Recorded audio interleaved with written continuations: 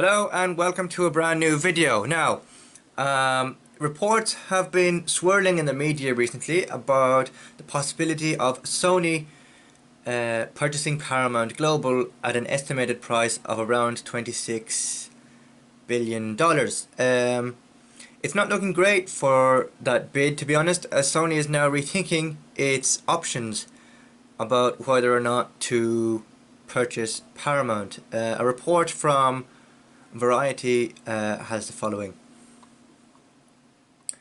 Shares of Paramount Global slid on Tuesday following a CNBC report that Sony was rethinking its bid to acquire Paramount in conjunction with private equity firm Apollo Global Management.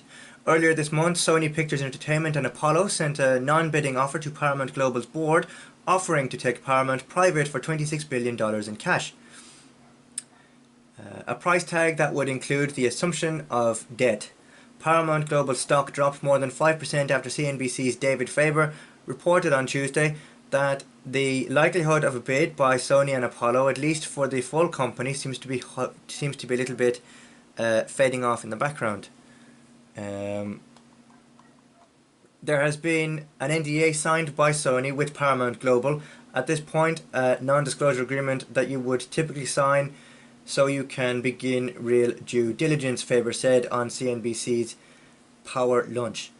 Sony Group's stock price dropped last week, said that may have given them some pause for thought, not to mention, of course, the continued deterioration of the environment we know so well, namely the cable ecosystem in the US, all of which has led to what I am told is at least a quote of rethinking of the Paramount bid, said Faber. That does not mean that there would not be some sort of bid potentially forthcoming, but will it be restructured?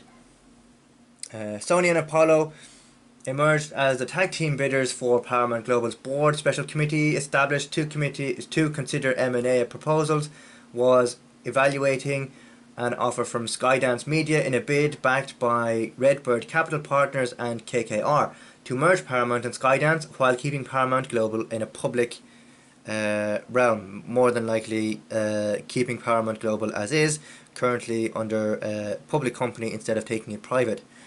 Under that proposal, Skydance would have acquired Sherry Redstone's National Amusements Incorporated, which is the controlling shareholder of Paramount Global, but the Paramount Board Committee let the exclusive negotiating window with Skydance lapse without going forward on that offer.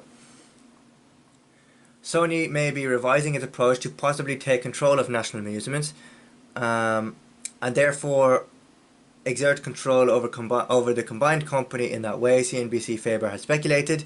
He added that the Skydance Redbird team has continued to do their work, and so if you're handicapping it at that point, given at least this latest development regarding Sony and Apollo, perhaps the Ellison Skydance bid once again may come to fore. It may come to fruition. So, as you know, over the last number of months,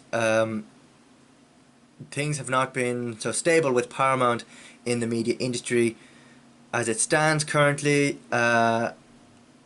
it looks like Paramount is facing a lot of debt and they need a way out.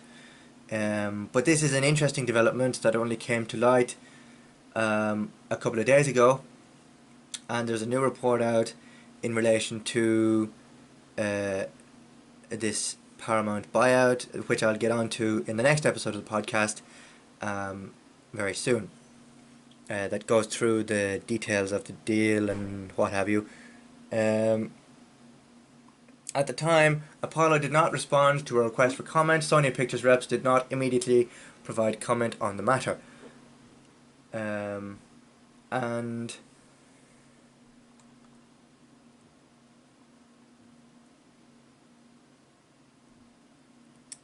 there is talk with Sony and the big sort of US global communications corporation that manages the cable networks in the States at the moment, and the two companies' previous pact expired on the 30th of April, and they have temporarily extended that while they try to hash out a new agreement.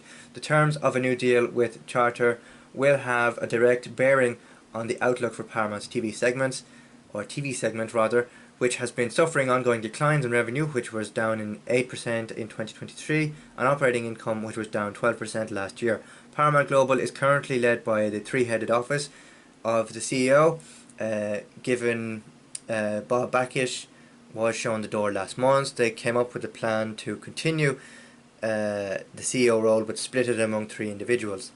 It says here that the CBS George Cheeks, Paramount Pictures Brian Robbins and Chris McCarthy head Showtime MTV Entertainment Studios and Paramount Media Networks after Bakish was shown the door last month. The trio have told employees they're prepping a new long-term plan for Paramount Global. What that plan is, we don't know yet, unless it has been discussed in the media, at which point I will discuss it on my podcast and I will let you know. But that's it for now. If you want to listen to the episode in which this clip features, you can do so below by clicking the Spotify link, and be sure to stick around for more podcast related videos very soon, as I've got a lot more news and automotive entertainment for you to cover, for you to watch and listen. Just a reminder that the 5th series of the podcast is coming to a close soon. I'm unsure at this point about whether to continue it into a 6th generation or 6th iteration or 6th form or whatever form that might take. However, I will know by the end of the 5th series current run what I want to do with it. I've kind of been sitting on the idea of continuing the podcast for quite some time now, and you'll definitely know what my plans are come the end of the 5th series. So look out for that, and I'm sure I'll catch you around very soon. Thank you very much for watching, and of course, if you've missed any of the podcast episodes so far, you can catch up on Spotify. I will leave a link to the podcast below in the description box for you to check out. If you would like to see more videos like this, click here to subscribe, or here to subscribe, and click here to the subscription box or channel icon will pop up above my head at some point, and then you can click here or here to view clips of the podcast available on YouTube. Thank you very much for watching, and I'll see you again very soon.